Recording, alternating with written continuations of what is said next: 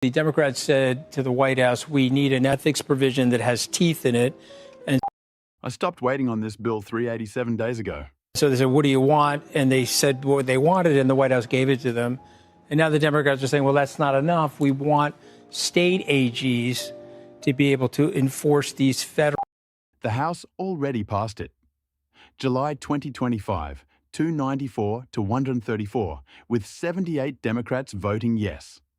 13 months later, it still hasn't reached a Senate floor.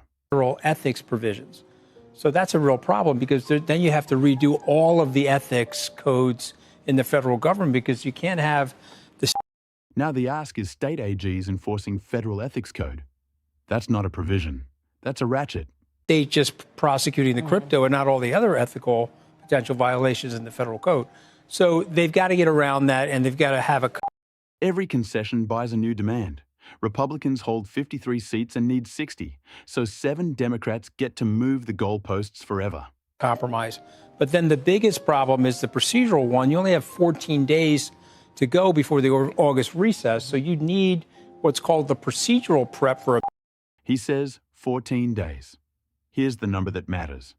Bitcoin issued 450 coins today and about 174 to 150 since that House vote, without asking anyone. Bill like this, if it gets to the floor, it's going to pass. That's my opinion. If it doesn't get to the floor, it dies a brutal death.